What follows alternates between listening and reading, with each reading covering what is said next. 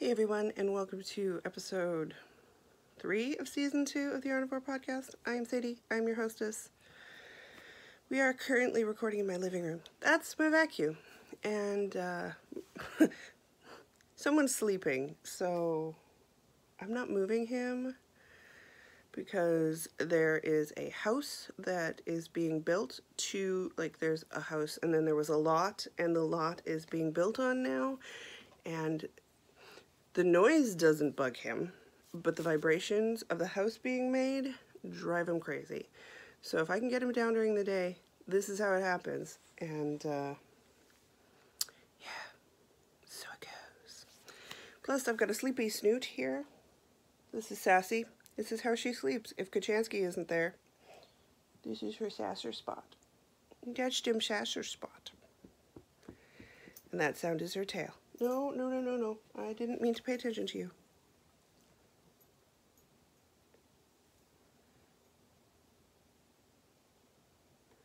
Will she lay back down, or will she think she needs attention? No, we're going to lay back down. Okay. So it's been 2 weeks. My apologies. Like I said last week, they started work on this house. Aside from the fact that they started work on the house, for some reason, there was a lot of dust. Probably because they were digging out the basement, and all that detritus was in the air. I think we all need a Pinkie Pie mug. That would solve the world's problems. Okay, well, I have been knitting, although I've looked it up. You can get a thing called mommy thumb. I think I have it in both my hands. Not gonna lie to you. It sucks. Oh, it sucks. But I have gotten some knitting done. I will admit that as soon as my husband comes home on the weekends, it's his turn. He does not get to sleep in. He gets bub duty, morning bub duties. And I get to sleep in because even early duty for the little guy is sleeping in for him. So, because I'll take the late night one. There's usually a 3:30 feeding, 3:30, and then there's a 7 or an 8, depending. He's also been sleeping for 7 hours, where he'll go to bed at midnight and then he won't wake up until 6 or 7, in which case I'm really happy. But anywho, when the hubby's home, he gets that one, which is sleeping in for him because he usually gets up at 4:30 in the morning. I digress. Here, we're here for the knitting. I'm knitting things. Things have been finished. So now I'm going to show you the things, because 3 minutes in and I'm just now starting to talk about the knitting. So as you recall, I was knitting a pair of socks in the fashion of the Helix socks that I saw originally on a Nettles podcast when it was existing, and I had made a magic cake ruffle ball from sock scraps, and I was just knitting from both ends of those and using some Patton's Cross Stretch for the heel, toe, and ribbing. Well, I finished one, and now I finished a second one. This is the second one. There's the first one. So we have a finished pair. I did a heel flap. This is a 64 stitches on a 2.5 millimeter needle, which is US 1.5. Because usually I use a US 1, which is a 2.25. And these are the hubbies. These are for his giant feet.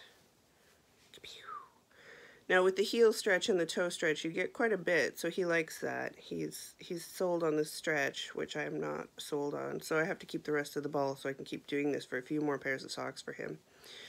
But they're pretty long, and pretty proud they're done. I had about yay big leftover of the ball, so I just set that aside and I'll add to it and then do another cake eventually out of more scraps, because what I seem to be doing is I'll knit for like a week on the mitered square blanket that needs to be worked on at some point, and I'll get a bunch of squares done. I'll have those leftovers, and once I've put a square in my blanket, I no longer need whatever's left over, so those go in a different bag and those get caked, unless I'm sending people like scraps who want them for mitered squares or barn raising squares, depending on if I have enough. I wind off like little bits for that, but enough to say that I try to use all my scraps somehow. I've also used them to stuff toys, FYI. You can use them for pretty much anything. Now that I've shown this pair of socks, the husband can wear them. That's my finished object for 2 weeks, and quite frankly, I'll take it. I've also been doing some cross stitch. Squirm alarm. The squirm worm squirm. Yes, I call him a squirm worm. I know. I'm a bad person. Okay, up next. I don't know where to start and where to end. Let's start at the start and end at the end. Okay, I'm just going to grab things from back here. So as you may recall, I was working on the McDougall cardigan by Connie Chang Chin Chio. And I don't have the pattern to show you because my cat yacked on it and I had to throw it out. We're not talking like a little yak. We're talking a full-on yak across most of the page with a perfectly, almost ovular fur ball. Little bits of food. Is that too graphic for you? I'm quite used to cat yak. It doesn't bug me. It didn't get on any of the yarn, which is great, but subsequently the pattern has been destroyed. And I either need to print it out again or something. So here's the issue. That's not the only issue. I'm using, this is Pound O' Love. I believe someone told me what it was in one of the podcast show notes, and I didn't write it down. I apologize. It's in the Ravelry group. You can come over and join the Ravelry group, which is Yarnivorous, and there's a chatter thread and a photo thread that I'll get to in a minute. Whew, sidetracked. See, this is what happens when your hormones are out of whack. Okay, so my 3.5mm needles. Yes, I got a snoot snoring behind me. We've gone back to sleep. I've got a bub. Chan is in the bedroom, and I think Mouse is under the bed. We had a cat bed that was too small for Kachansky, so we got a bigger cat bed, and we put the smaller one under the bed because it slid there, and that worked. And Mouse found it and decided that's the best thing since sliced bread. So if I can't find Mouse, she's usually under the bed in the cat bed, which is just big enough for her little mousiness. Anywho, so I screwed this pattern up. I screwed it up royally. And I can't decide if I want to rip it out back to the ribbing or just keep going and call it a design feature. I'm leaning towards the design feature. Let me show you how. Okay, so we've got this gorgeous, yeah, this is the right side, this gorgeous oat stitch, which goes down the front, right? Front. That shows up really nice. Okay, so there's the oat stitch.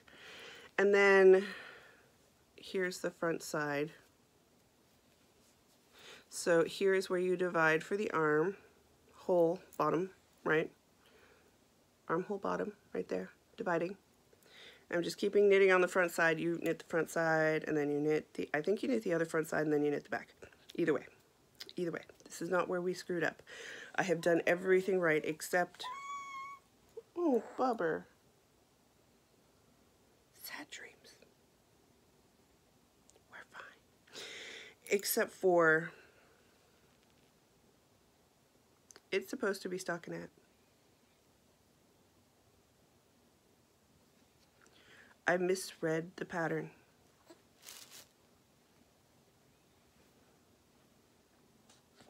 I missed the part where it said purl X number. I literally thought it said knit X number on both ones. This is what happens when you start patterns late at night. So I have been doing garter for the straight stitching. I also fault the fact that I did not put ink in my printer, so my printer only had black ink and yellow, I think, so all the pictures turned out wonky, so you couldn't really make out the details. And I didn't think to look at the actual pictures to notice that, hey, it was done in stockinette in the picture, you idiot. So that's where I'm at, and it sucks. I'm thinking I might just continue and switch to, as you can see, I've switched to stockinette on the front piece here. as called for during the arm shaping, and I'm thinking of just calling it a design feature and knitting the rest in stockinette. So it looks like the bottom has like a design to it that's different from the top half. I don't know. It's not like my friend or her kid is going to know. They're not going to go hunting on Ravelry and see that I've screwed up the pattern royally. Like, I mean, if it's cute, it still works. I also omitted the contrast color when I when I started knitting this, because right here is supposed to be a contrast color, and I didn't really care for that, so I don't know. I don't know what I'm going to do. I know I have to make a decision, but that decision is not getting made today. Not at all. And my little batty guys, my little batty bats, are from the artist formerly known as Truffle Shuffle. I don't know what she's known as now. I'm just going to put things up here because I can. As you can see, it's got the divot, the pet divot. There are pet divots on 2 out of 3 of my couch cushions. The other one has a husband divot. He moves around so much, the pets do not deal with him. They deal with me. And then the middle, the console, if you will, is usually pet occupied if there's not a bub. But the bub has really shifted the pet universe as to where they all hang out. Okay, so that was depressing and yacked upon, and I don't know if that's like a sign from the universe. It's like the cat yacked on your pattern, maybe you should pick something else, or like, should I just say screw it, rip it out, and do a surprise baby jacket? Because I've knit those so many times. Like, even though you have to count things occasionally, it's not so bad. I don't know. I don't know. What is the universe telling me? And then in my lovely Star Wars bag, which is sewnbylindsay.com. I don't actually know if Lindsay is still in existence, but she's lovely Reginian. Maybe I'll get to meet her when I move back. Is my Grow-Teen. And we are doing the Grow-Teen Knit-Along. So, Electric Tree is doing the Grow-Teen Knit-Along. She designed this, Carolyn Dick Designs. And it's a shawl. It's very simple. It works with a lot of heavily variegated yarns, and it works with non-heavily... It works with everything. If you have one really busy ball of yarn, this will work for it. And so she's doing this on Instagram. So if you're on Instagram and you're knitting a Grow-Teen, hashtag Grow-Teen-Cal, Caroline Dick Designs, etc. And so she's drawing for prizes from her thing there. We are not affiliated with that. I just decided that, hey, I'm knitting one. Why shouldn't everyone else knit one? Proceeds go to a great cause. They're donating to the True North for the knitting one. The crochet one goes somewhere else. And you can either knit or crochet. Like, if you want to knit one and crochet one, you can enter twice. If you want to crochet one, you can enter that. I don't care. We've already got one finish in the group, which is awesome. It's very pretty. So, and then for every... This is open until April 30th. I lock it on April 30th at midnight Pacific Standard Time. And then the podcast after that, I'll draw for prizes. And for every, if we get 30 finished pictures, I'll draw 1 prize. If we get anything over 30, I'll draw 2, and so forth and so on.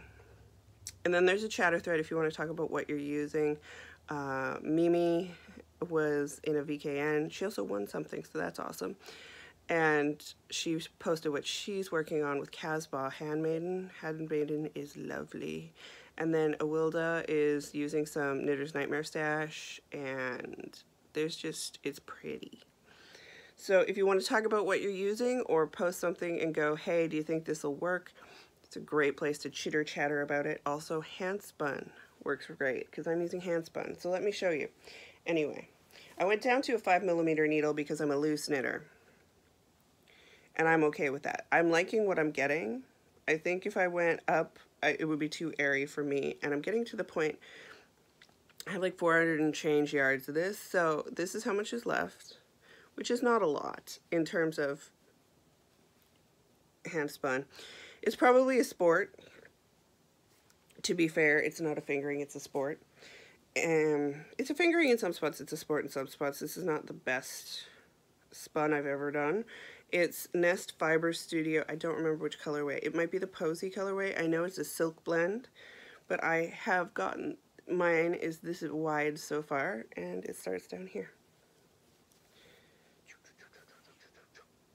Tip.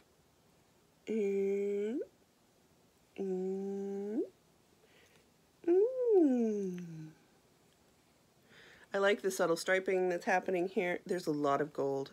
I don't know why this isn't, well, maybe it's picking up a lot of gold. It's just a lot of gold. And if you look up at close at it, it's got this gorgeous, it's a linen texture, so I like it a lot. There you go. And so the back has this like very stockinette-y one. I like both sides. I like both sides. I like the aesthetic I'm getting on it. So there you have it. It's a gorgeous little shawl. And it's easy to memorize. I think there's 4 rows that I've memorized. It took a little bit to memorize, and now I'm good. I don't even have the pattern out. I just knit it while watching things. If you have Xfinity, it's the HBO Watchathon week. So if you don't have HBO or Epix or Stars or any of those other ones you pay for, you pay extra for, you can watch them this week. So I am like mainlining some serious HBO. I've caught up on The Case for Adnan Syed, which I've been dying to watch. Watched Finding Neverland. That is hideously sad. I think there's a season of Game of Thrones I need to watch, and I believe they're doing the Rock and Roll Hall of Fame on HBO. Or I believe they did it so I can watch it. And The Cure and Stevie Nicks were inducted this year, so I'm like super excited about that. Seriously, contemplated getting HBO just so I could watch that. Not even gonna lie to you, I'm a sad, pathetic human being. I also got a new book. It's massive. It's like huge, and it's The Cure. I think it's, I forget what it's called. It's over there. And I'm like biding my time to get to it because Cure books are really hard to come by. I've read Cured by Lowell Tolhurst. I have Never Enough, The Story of the Cure. This one, and I just pre-ordered a photo book that is called In Between Days, and it's one of the photographers for, I think, the 80s and early 90s. So like prime kiss me, kiss me, kiss me disintegration era Cure, which I'm looking forward to. Okay, enough sidetrack. There was one more thing that I got to working on, and it has a story, so let's get down to it. Also, I think I tagged Joji Locatelli. I said it was a Joji Locatelli, and it's a Vera Valimaki. I'm a horrible person. Again, I can't be trusted. I started this before I got pregnant. So it went into hibernation because I was like, there's no way I'm ever going to wear this while I'm pregnant. There was no way. FYI, I was too warm 90% of the time to wear anything. Like, I would wear tank tops in the middle of winter because I was just constantly warm. I irritated my husband to no end because he'd be like, I'm freezing. And I was like, I don't care. Although freezing in the Pacific Northwest has absolutely no scope towards what happens in like Minnesota or anywhere in the prairie provinces. Like, yeah. Will not be cold. I will not be uncold any further. So this is The Breathing Space by Vera Valimaki. You've seen everybody and their neighbor knit it. It's beautiful. It's a beautiful sweater. I love the pictured one here. I know lots of people are making this. I started making it and then I stopped because I wasn't going to be able to wear it for very long, if at all. And then I picked it back up. However, here's where the story comes in. And I've got it in my Jeanette Napolitano tote bag. It got usurped from its other bag, which has a boxy in it that I need to finish. I swear, I start and end things like, what the heck? So previously I had cast on and I had gotten the top half done to a certain point. I hadn't hit the stripes yet. Originally I bought this to do the stripes in. you may or may not recall. So the main body is in Herb, which is Squishy, and Zula, which was a lovely gift. It's an 80-10-10 merino cashmere nylon, which is gorgeous and soft and wonderful, and I love rubbing it on my face. Now this, which I had bought thinking, I like the colors together. I do like the colors together, but you know what? I don't like the bases together, and that just drove me nuts. This is Quince & Company Finch, which is 100% American wool in the River colorway. So I have 3 of these, and I was like, okay, I'm going to use this. Now, and I like this yarn. There's nothing wrong with it. However, when you put an MCN next to 100% wool that have 2 very different ply textures, I'm not sure if you can see, the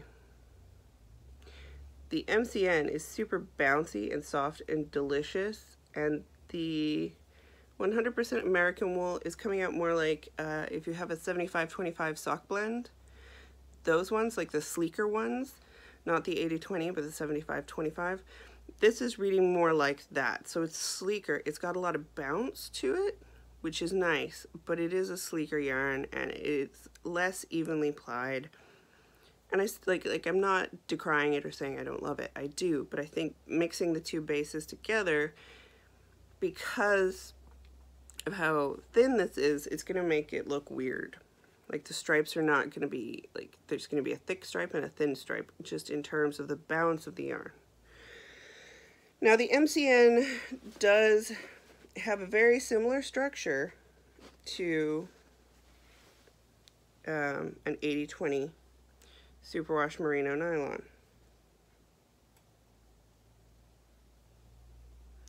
So there you go. See how those are similar? See how those work together? So I was gonna buy some yarn because I was like, okay, I looked at my stash. I could not find 2 skeins of anything fingering weight that went together that I wanted to like break out, because I've got a couple. There's a sweater that I have planned. There's 2 sweaters I have planned that have enough of the same color, but if I took those out, I couldn't make those sweaters, and that was perplexing to my mind. So I was going to buy 2 skeins of something, and I was looking around, and I had ideas, and because this is Herb, and it's lightly green, which is being picked up, I should film out here more often. It's got great light. It's got that slight green to it. Tell me if you think I should film out here more. It's got this great green sheen to it. I was going to get a darker green and try and like have a green off, but then, okay, so there's, if I move that there, this rocking chair, which hubby's grandma got us, is where I sit to feed Yon son in the middle of the night, or in the morning, or in the evening. Really, that's the feeding chair. And I sit over there, and he stares at the books, and he stares at the painting my friend Lana made me, and a good time's had by all. And I was feeding him, and I often stare at the bookcase and think I should read that next. And I noticed I had 2 skeins of this gray, which is reading a lot darker. There you go. There you go. It's kind of a purpley gray, a shaded tonal. And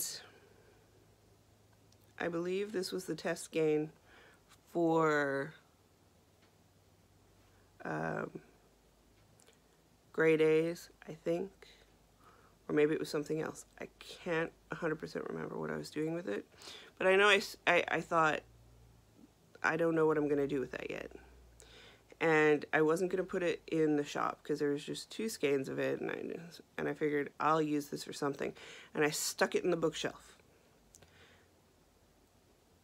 I forgot completely that I stuck it in the bookshelf. I did not remember it at all. It was in a spot in the bookshelf that I would never look. My eyes happened to go there. And there was this yarn, and there's 2 skeins of it. So I said, this is meant to be, and I caked up the first skein.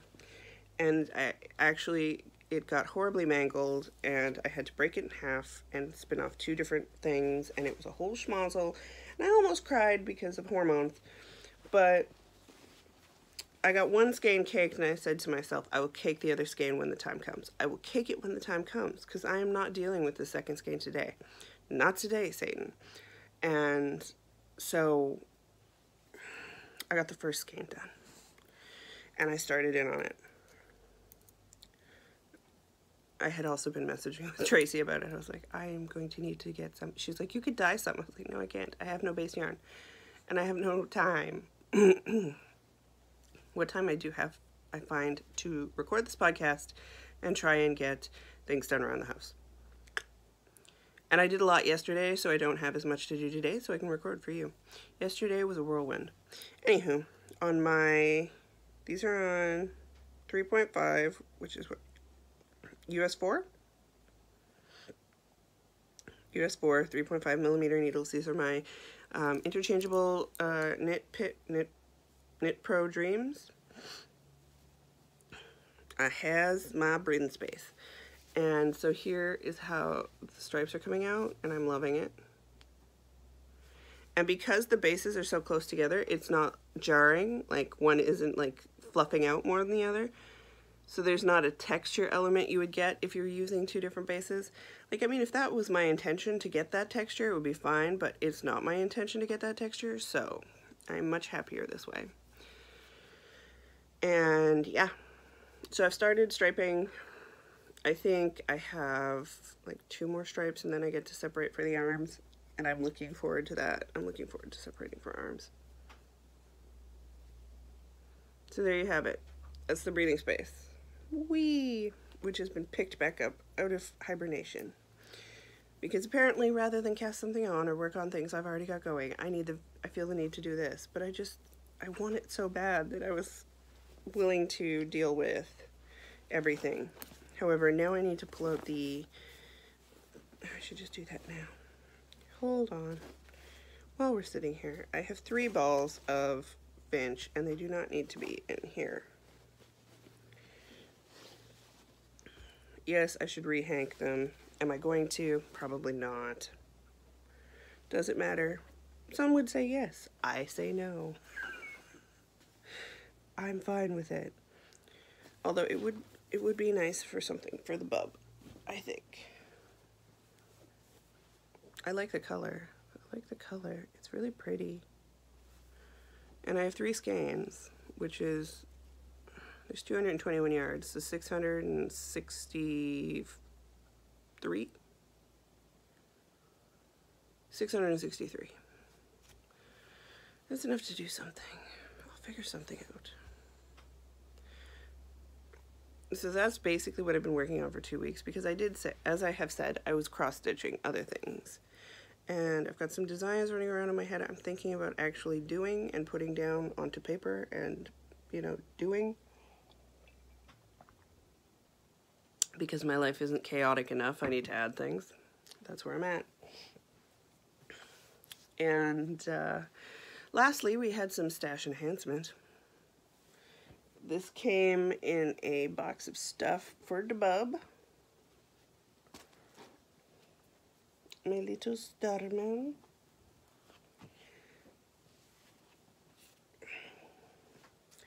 Who's probably going to think David Bowie is somehow related to him by the time he grows up.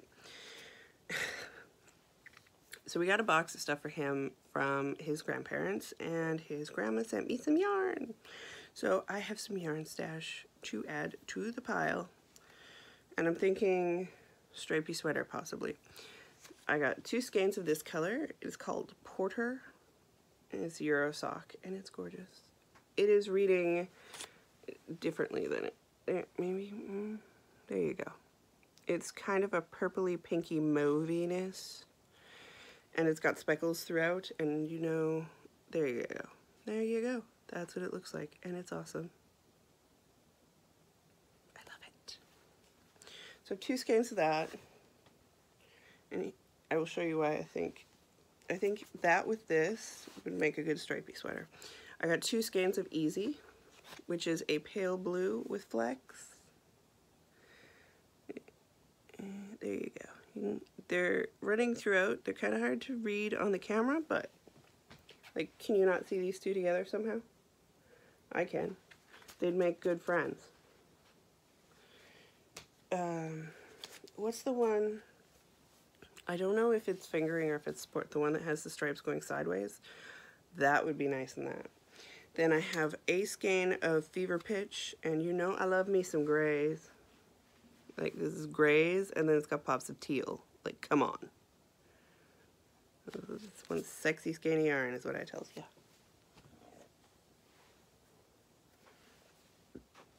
No notations. From the Peanut Gallery over here. And then a skein of Dora. 100% Merino Superwash. 150 grams.